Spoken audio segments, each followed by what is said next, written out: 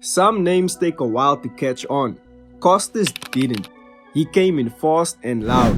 He was a dancer from Nelspruit who quickly turned himself into one of the most exciting voices in South African music. From the moment he touched the mic, there was no easing into it. He brought with him a colorful look, unique rhythm, flair, and a sound that just couldn't be boxed in. He wasn't the typical poster boy for the culture, and he knew it. He was a white, half-Greek kid spitting in vernac, fully immersed in street culture, blending trap with Amapiano. But it never felt forced. That's what made people respect it. You could see it in the way the streets backed him, the way OGs like Ricky and AKA embraced him, and how the crowd screamed every word like they've known him forever. Costa was becoming a rising star locally and internationally with no clear limit on how far he could go, and just when it felt like he was breaking through to a whole new level, signing international deals, going viral, headlining major stages, everything stopped.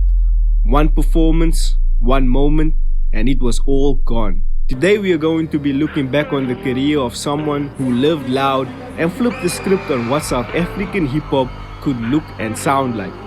This is the story of Costa Titch.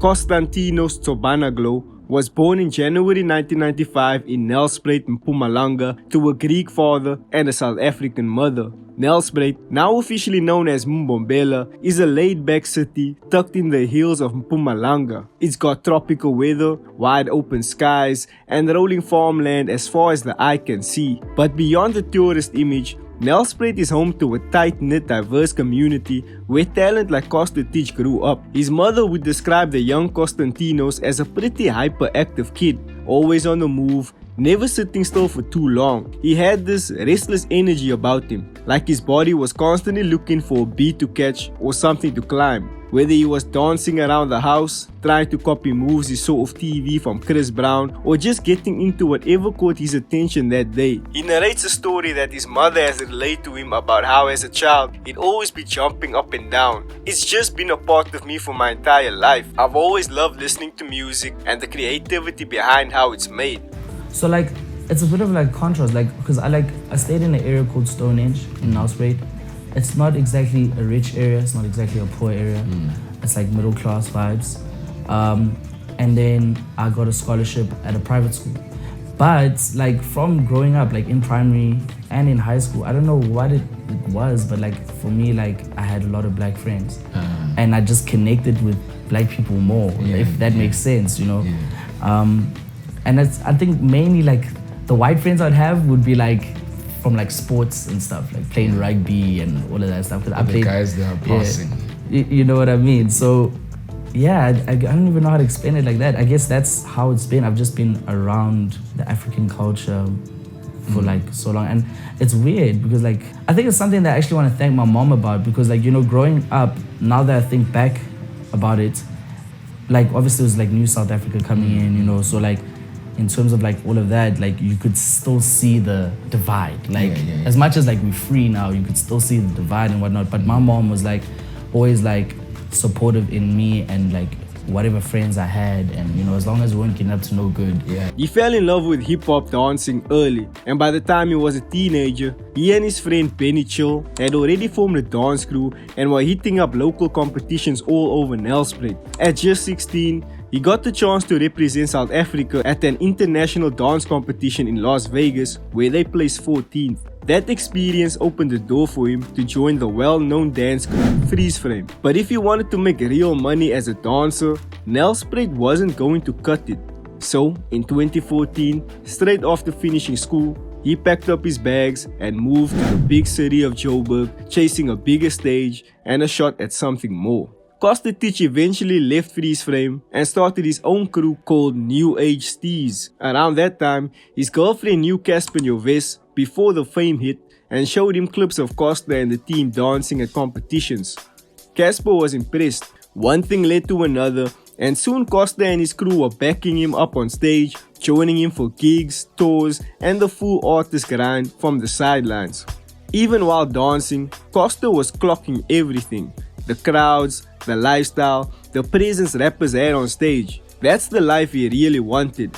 One day, in a conversation with fellow creative Tumi Kladi, Costa asked how they could get their dance videos on TV.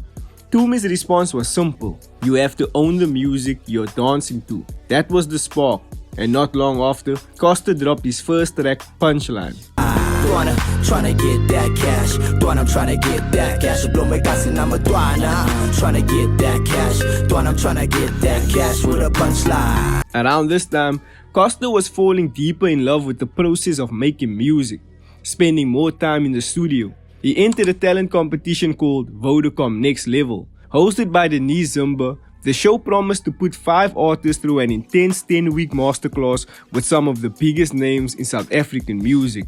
But Costa didn't make the cut. It felt like a setback, but looking back, it might have been the best thing that didn't happen. On the very same day the competition was supposed to kick off, Costa ended up linking with 2 producers, Alpha Cat and Must Be Dubs, and they cooked up a track called Activate. Activate, sneaks, activate, ooh, activate, maybe, activate, activate, ooh. After dropping Activate, Costa's friend and choreographer Snem Bata slid the track into the DMs of international influencer King Vader, known for his viral skits on Instagram. A few months later, Costa got tagged in a post. King Vader had used Activate in one of his videos. Y'all gonna learn. Activate, swag, activate, sneaks, activate, ooh, activate, activate, ooh. The skit went viral, and just like that, the song's numbers shot through the roof. That moment was a turning point. It gave Costa the clarity he needed. Dancing had been the foundation, but music was the future. From there, he decided to go all in. What's interesting is that his early sound was heavily influenced by the new wave SoundCloud rap era. You could hear it in his collabs with guys like Patrick Lee and Phantom Steez, moody melodic music with distorted 808s. It was a completely different lane compared to the Amapiano infused trap that would later become his signature. We gon' get it, you know we the fucking stars, man. My team winning, we ain't playing, we ain't won it. My bird thicker than the water, that's my squad, yeah. While still in touch with King Vader, Costa noticed something interesting. Every one of Vader's videos had a signature dance move that fans would copy and repost in their own content. So Costa had an idea. He made a track called King Vader specifically to give King Vader a song they could attach the dance to. He sent it through, Vader loved it, and flew Costa out to LA to shoot the music video together. While in the States, Costa was also in talks with 2 major labels, 300 Entertainment and Atlantic Records, which felt like the next big step. But when he landed back in South Africa, things didn't move the way he had hoped. The labels kept stalling on the release, pushing dates back again and again. Months went by with no real progress, and eventually he got the message. The deal wasn't going to happen. It stung, but it forced Costa to step back and rethink his whole approach. Digging into his SoundCloud stats, he noticed something. Most of his listeners weren't even from South Africa. In fact, his own country wasn't even in the top 50. For some, that might have seemed like a flex, international traction and global reach, but for Costa, it wasn't hitting where it mattered the most. That moment shifted everything. It made him realize that if he really wanted to build something solid, something that felt real, he had to bring the sound home and give it a local flavor. Costa started tapping into something new, mixing vernac into his raps and playing around with local sounds. One day, he posted a video of himself dancing to a comp track he had cooked up, which hadn't even dropped yet. Just 2 hours later, he got a call from Mabala Noise, a major local label at the time. They were interested. Talks moved quickly, and it wasn't long before they offered him a record deal. But in yet another cruel twist, the day he was supposed to meet with them to make it official, Costa got hit with devastating news. His stepfather had passed away. He had to drop everything and head back home to Nelspruit. When he eventually returned to Joburg, ready to pick things up again, things had changed. Suddenly, Mabala Noise weren't answering his calls. Just like that, the deal disappeared. Another door shut and another harsh reminder of just how unpredictable the game really is. But he didn't let that setback break him. Where most would have taken it as a sign to quit, Costa kept pushing. He stayed in the studio, blending trap with local flavor and building his sound with longtime collaborators Alpha Cat, Champuru Makenzo and Phantom Steez. She want that smoke, smoke, smoke. She want that. Ingane zishaya lizani. Hey, kamane gambamba nekani. Costa sifike nespani. At the time, Amapiano was taking over the country, dominating airwaves, dance floors, and pretty much on every corner of the culture, while hip-hop was kind of slipping back into the shadows. But Costa and his crew had a vision. They realized early that if they wanted to stand out, they had to bridge the gap and bring both worlds together. That spark of foresight led to something special. Drawing inspiration from the legendary Mendoza track in Kalakata, Costa flipped it into something new and fresh, a high-energy anthem that still carried the spirit of the original. Push up, press up, punch. Teaching Kalagat. Kalagat. Teaching Kalagat. Kalagat. That track got people's attention and kicked the door down and introduced Costa Titch to the mainstream. The track completely took off. It lit up the streets, climbed the charts, and even caught the attention of Ricky Rick, who posted a clip of himself rapping along to it in his car, a cosign that meant everything in the culture. For the first time, Costa was tasting real fame. But with the spotlight came the shadows. Not everyone was sold. Some saw him as a gimmick, a dancer trying to play a rapper, and doubted whether he had the grit to survive in a cutthroat industry. There were whispers that he wouldn't last and that he should have just stuck to choreography. He once told a story that stuck with him, about performing on stage at a gig, fully in his element, only to glance over and see a rapper Stilo Magolite laughing mid-set. It might have been nothing to Stilo, something he doesn't even remember, but to Costa, that moment burned in his memory. It became fuel, proof that if he wanted to be taken seriously, he'd have to earn it every single time he touched the mic. Dude, like there's even stories that I can't really mention to like protect certain people, but like situations of people being on some like, nah, that one must just continue dancing with the music. Like, But what type of laugh, Costa? Because there's different levels. Is that type of laugh? That's the one. it's like I think it was close to this one. It's that one where like, you know, you're talking to your homie, but like And you clowning. yeah, you can feel the energy. You know? Even more damning would be the cultural appropriation allegations and how he was navigating Black South African culture as a white artist. Some people saw him as a product of the Rainbow Nation dream, someone embracing local languages, sounds and style in a way that reflected the country's diversity, but others weren't buying it. To them, it felt performative, like he was stepping into a culture that wasn't his just to push his music forward. His use of Zulu in his lyrics and the way he positioned himself in the scene sparked real conversations about intention versus exploitation. Was he genuinely living the culture or just borrowing it when it benefited him? Costa, for his part, always said that the music came from a place of love and respect, that he worked closely with local writers, collaborators and creatives to keep things authentic. Right now things have changed though, because I'm really pushing the vernac vibe towards my hip-hop music, you know, and if anything, what's happening now is I'm trying to, like, okay, let me put it this way. I understand more Zulu than I can speak, all right? So within like the Zulu language, it's actually crazy because I'm learning Zulu while making music. I'm learning it through the music, you know? And it's like things like, for some words or some phrases, you'll say ngi or nge or petit. You know what I mean? Like it's like certain like phrases or whatever. I don't know if it's phrases or syllables or whatever that you add just before the word to make the term sound right. You know. So I'll sit with my boys and I'll be like, okay, here's my structure. I want to say this in Zulu, and then they'll translate it for me in the best way possible for the song. Despite all the noise surrounding Costa's name, the real fans didn't care, and artists like Ricky Rick saw past the surface, embracing Costa Titch as someone who had real potential. Ricky didn't just support from a distance either. The two built a proper bond, and that connection led to Ricky laying down a verse for the Nkalagata remix. He even brought Costa out on stage to perform it with him at a show, and it was at that very gig where Costa linked up with AKA. Word had gotten around that Costa was planning a remix, and AKA straight up offered to jump on the track.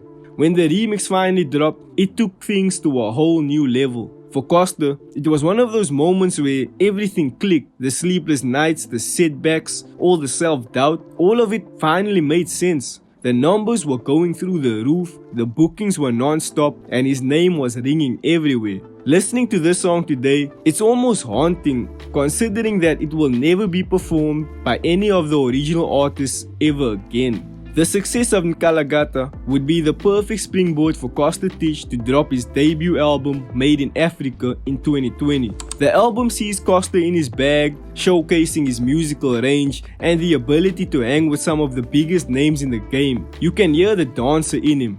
Every track's got bounce, like it was made to go off in a packed venue. It's multilingual, incorporating Zulu, Sesotho, Afrikaans, and English, showcasing the unique sound of South African hip-hop. Features from AKA Ricky Rick, Boity, 25K, and more give it that heavyweight status, but Costa still manages to hold his own throughout. The highlight for me has to be the production. Must Be Dubs, who had a hand in the majority of the beats, really helped keep things colorful, dance-friendly, fast-paced, and trap-driven, but still grounded in local sounds. Tracks like Blessings with AKA and Phantom Steez open with dreamy pads, then flip into a hustler's anthem. The kind of song that makes you want to get up, get dressed, and go chase a bag. Get the bag, wanna like play. What's interesting is that for a debut album, Costa doesn't go the usual let me tell you my life story route. There's a glimpse of that on Holy Rain with Shava. It's got heart, some emotional weight, and Shava slides perfectly on it, providing a good contrast between the high energy of Costa and the more humble nature of Shava. I just wanna tell my story. Tell my mama I'll be back with glory. Ricky just didn't read my story. Now I get to tell my story.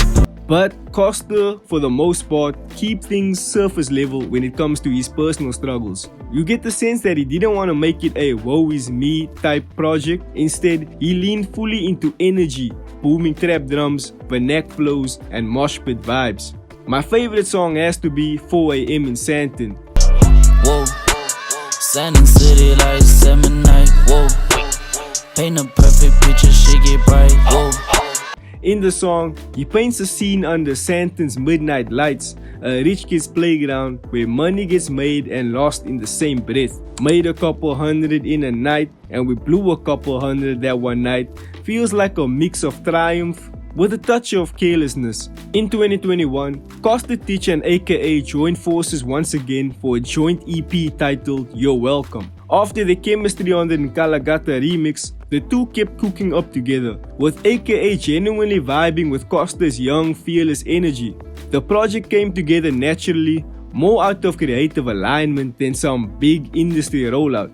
Even though You're Welcome didn't exactly set the streets on fire or dominate charts, the music held a deeper meaning, especially for AKA. This was his first release after the tragic passing of his fiancée, and he's openly credited Costa for helping him push through that dark chapter.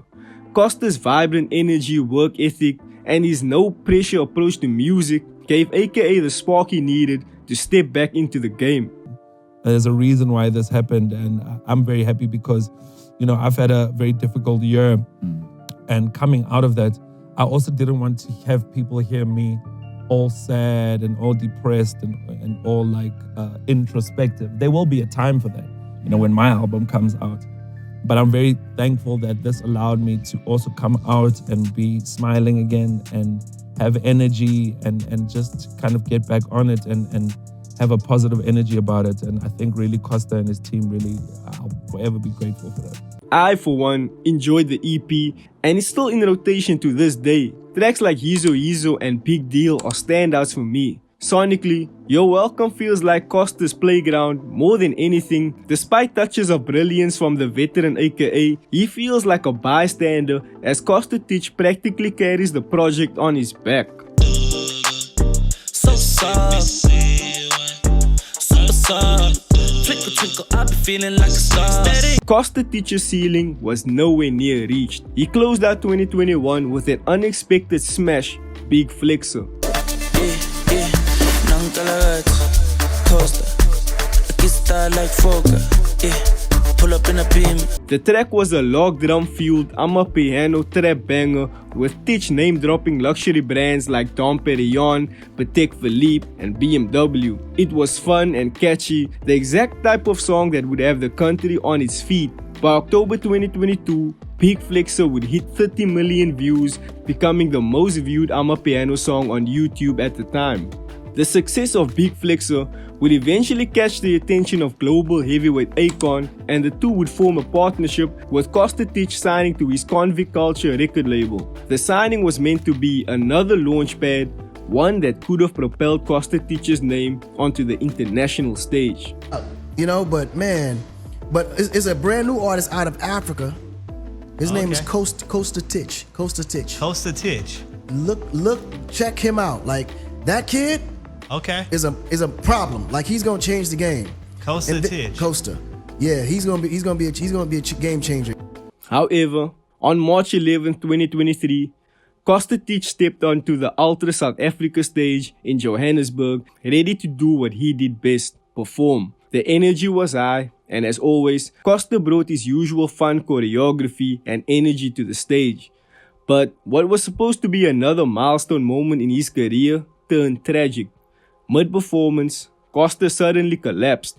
At first, he managed to get back up and continue, but moments later, he fell again. This time, he didn't get back up. The shocking scene unfolded in real time, with fans in disbelief as medical staff rushed to his aid. Later that night, the news broke that Costa Titch had passed away at just 28 years old. Early reports suggested he may have suffered a seizure on stage, possibly linked to a history of epilepsy and triggered by the flashing lights of the festival setup.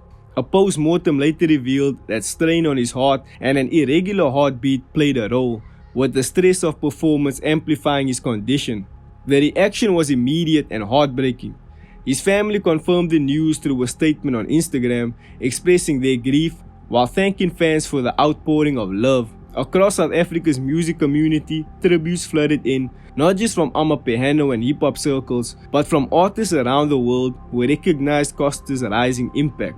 In the days that followed, the festival lights dimmed, but the memory of that night and the shocking loss of one of South Africa's brightest stars left a mark that the music scene is still carrying.